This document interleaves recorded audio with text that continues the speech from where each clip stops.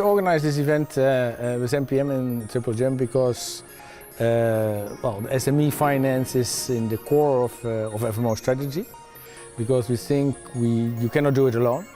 You have to do it with others, you have to collaborate, and it's a very difficult topic in the sense it has been very difficult to reach out to more and in quantity, big quantities of SMEs. So you need creativity, you need to discuss with each other, and you need really to learn from each other in order to set step forwards. Such an event as that of today really helps us create awareness for the missing middle, because not many people know that indeed there is a relatively underdeveloped small and medium enterprise segment in emerging economies.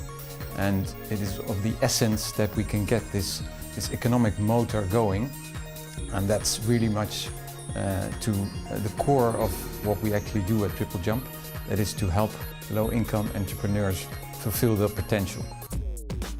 There's a lot of interest and discussion in the market right now about how do you get long-term financing to SMEs beyond what the banks will do and beyond the traditional debt model.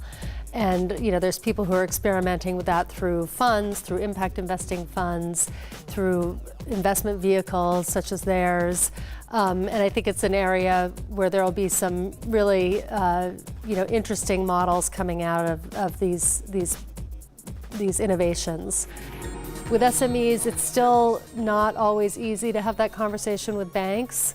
They often are interested in hitting the top of the SME sector, the medium-sized enterprises. What we see is a lot more challenge in getting them to go downscale, to do things like more lending to women, more lending in rural areas, to enterprises that are unbanked otherwise, like in the healthcare sector and in certain sectors that tend to be more, where there's more risk, or at least there's a greater perceived risk. And so we see a lot of opportunity still, but I think at least the conversation is happening with the banks, and that's good.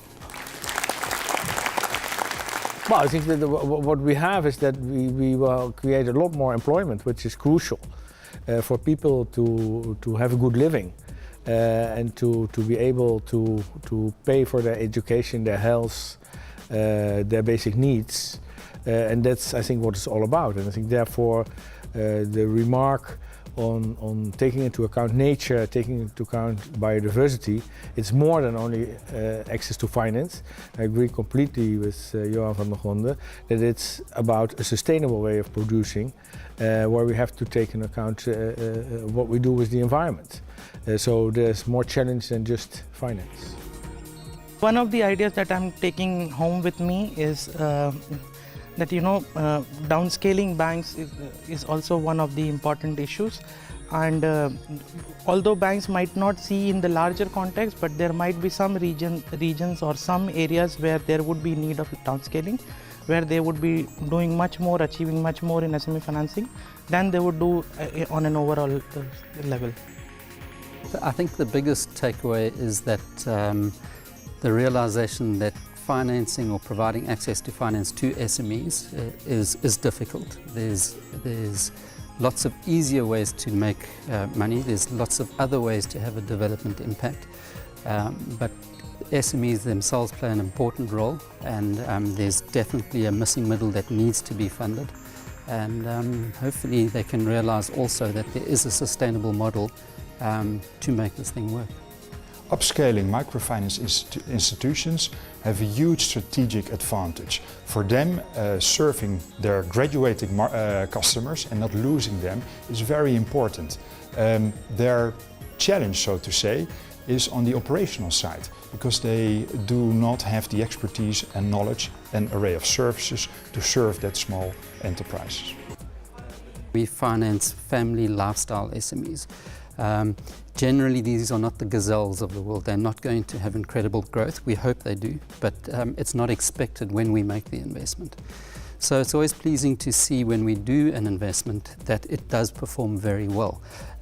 Some examples are where we funded a small taxi business where the entrepreneur has 8 cabs of his own, approaches us for funding. We fund 10 new vehicles for him.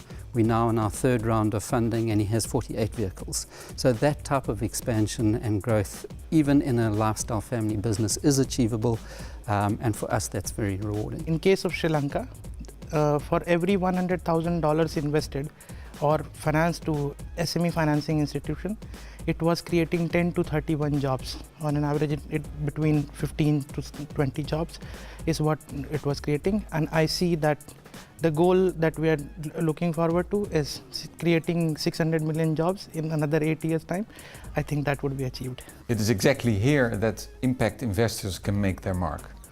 Not only by providing long-term patient capital and the appropriate capacity building services, but also by promoting the idea that sustainable development can only be achieved if it balances the interests of all stakeholders. That is, clients, distribution channels, entrepreneurs and communities and governments alike. And I think Johan van der Gronde today explained that we cannot forget the environment. Well, I really hope that we go beyond the ordinary accounting and investment principles and get into a more inclusive mode. Aware of what we're doing to our planet and our biosphere, include the use and the replenishment of natural capital, everything we rely on. It seems so simple. Water, fertile soil, the plants and animals we use, but it seems not yet to be so urgent. Well, it's been 10 years since the start of MPM, and today again I think it showed what a beautiful event and inspiring event can come from cooperation, and not only from the members of MPM but also of all the other organizations that are connected to this sector. 200 people have joined us today to discuss and to exchange ideas. So I'm really proud and happy that the event went as it went.